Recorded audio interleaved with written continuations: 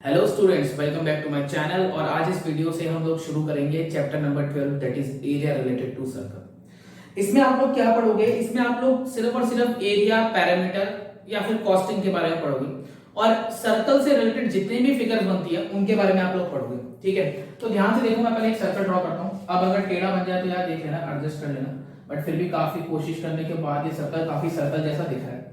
आप लोग सर्कल के बारे में बहुत बेसिक चीज जानते हैं कि भाई सर्कल होता है, उसका एक सेंटर होता है जिसे हम लोग अधिकतर O से डिनोट करते हैं। ठीक है, लेट्स से इसकी कोई रेडियस है R। इसकी रेडियस क्या है? R। एक सर्कल हमने लिया है जिसकी रेडियस है R। अब अगर कोई भी सर्कल हो जिसका सेंटर O हो और रेडियस R हो तो उसे ऐसे लिख देते हैं हम लोग। ठीक है, थोड़ा बड़ा सा लिखा हूं मैं, शायद से विजिबल ना हो। ये O है, कॉमा R है, इट मींस सेंटर का नेम और रेडियस आपने किस चीज से डिनोट करी है। ठीक है, तो इसका एरिया जो होता है ना, एरिया ऑफ सर्कल, ये तो आप सब लोग बहुत ही पहले से जानते होंगे छोटी क्लासेस से, that is pi r square. Pi r square where r is radius. अगर रेडियस को मैं a से डिनोट करूंगा तो क्या हो जाएगा? पाई a स्क्वायर। ये कुछ वैल्यू नहीं है, ये सिर्फ और सिर्फ रिप्रेजेंट कर रहा है रेडियस को हमारी, है ना। तो आप इसे लिख सकते हो क्या? पाई टाइम्स ऑफ रेडियस का स्क्वायर। अच्छा, डायमीटर क्या होता है? डायमीटर ये होता है कि अगर हमारा जो सर्कल है इसको हम लोग इसकी रेडियस को डबल कर दें, यानी कि अगर मैं बोलूं 2 times of r is equals to diameter. ठीक है, एक तो ये रिलेशन, एक ये रिलेशन जो आपको भी बताया, और क्या? और perimeter of circle. Perimeter of circle, याद रखिए सर्कल के पैरामीटर को हम लोग सर्कमफेरेंस भी बोलते हैं। सर्कमफेरेंस, सर्कमफेरेंस ऑफ सर्कल या फिर पैरामीटर ऑफ सर्कल, बात एक ही है, हमेशा याद रखिए। और इसका मतलब होता है लेंथ ऑफ आउटर बाउंड्री। क्या होता है? लेंथ ऑफ आउटर बाउंड्री की। एक सर्कल की आउटर बाउंड्री की कितनी लेंथ है। एक्चुअल में जो पैरामीटर होता है ना, पैरामीटर का मतलब यही होता है कि किसी भी चीज की आउटर बाउंड्री की लेंथ, आउटर बाउंड्री की लेंथ, है ना।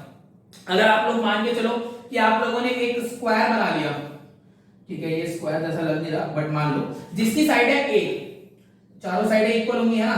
तो इसका अगर पैरामीटर की अगर हम लोग बात करें तो इसका पैरामीटर क्या आएगा? इसका पैरामीटर आएगा a plus a plus a plus a, that means 4a। पर यहां पे आप लोग देखो, यहां पे तो कर्व है, ठीक है, तो यहां पर हमें एक फॉर्मूला पता है, that is 2 times of pi r। 2 into pi into radius where r is radius।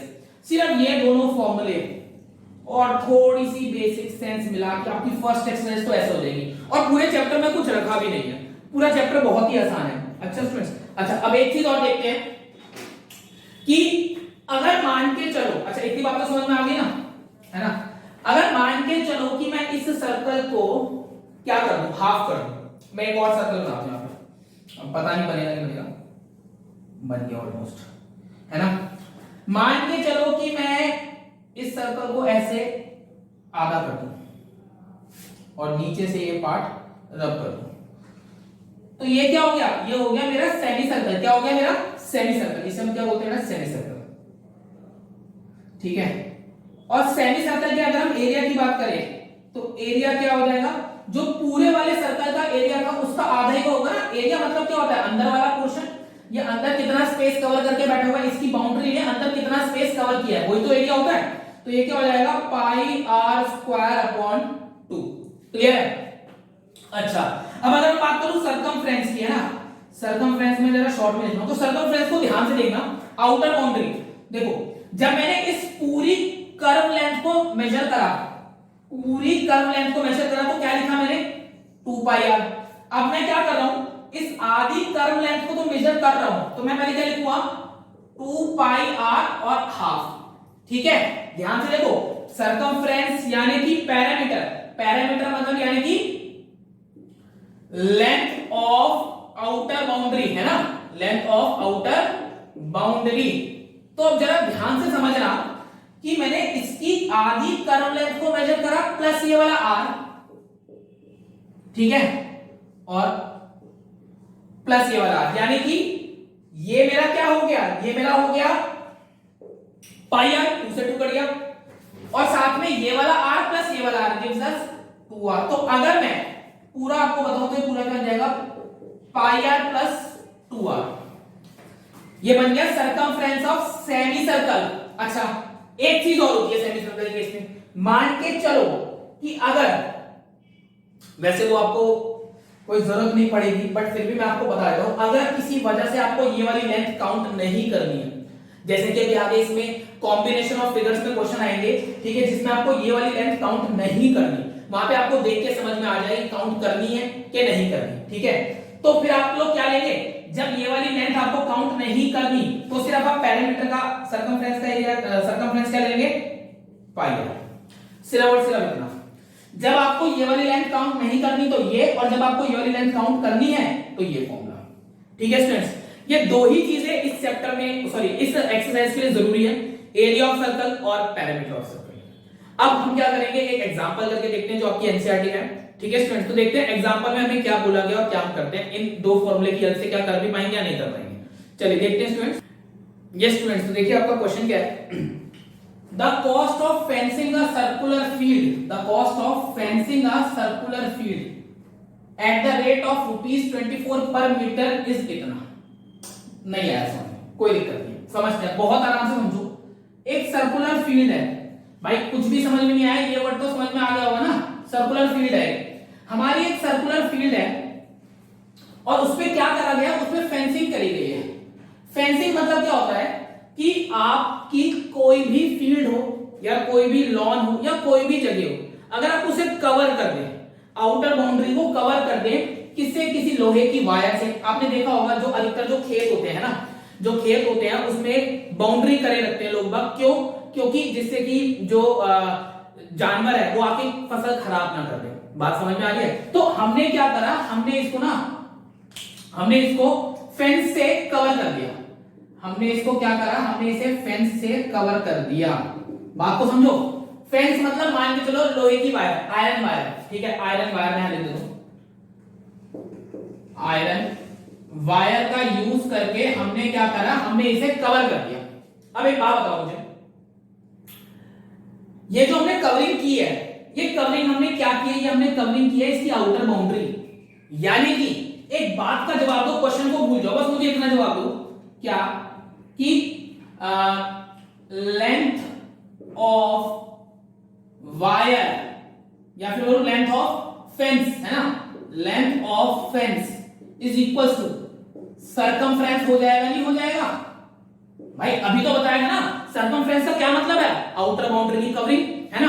तो length of fence is equal to circumference of field. इतनी बात तो समझ में आ गई होगी। अब इन्होंने हमसे क्या बोला कि वो जो हमने फेंसिंग कराई है ना, उसका जो रेट है, देखो पहले तो दो चीजों में फर्क समझो, रेट में और कॉस्ट में कोई बहुत ज्यादा फर्क नहीं है, ठीक है, लेकिन इन क्वेश्चंस में आपको समझना होगा। रेट मतलब होता है पर मीटर या पर मीटर स्क्वायर के हिसाब से, और कॉस्ट मतलब होती है टोटल कॉस्ट। बात समझ में आ रही है। रेट होता है पर मीटर या पर मीटर स्क्वायर के हिसाब से, मतलब आपका 1 मीटर में क्या खर्चा आएगा या 1 मीटर स्क्वायर में जो भी आप करा रहे हो क्या खर्चा आएगा, और कॉस्ट मतलब टोटल कॉस्ट। क्लियर है। तो इन्होंने हमसे क्या बोला, इन्होंने हमसे बोला भैया कि जो फेंसिंग थी ना, फेंसिंग का रेट क्या था, ₹24 पर मीटर, है ना, ₹24 पर मीटर। मैंने यहां पे लिख दिया rate of fencing. Rate of fencing मेरा क्या था, ₹24 पर मीटर। ये जो मैंने स्लैश लगाया है पर का साइन होता है, इज इतना।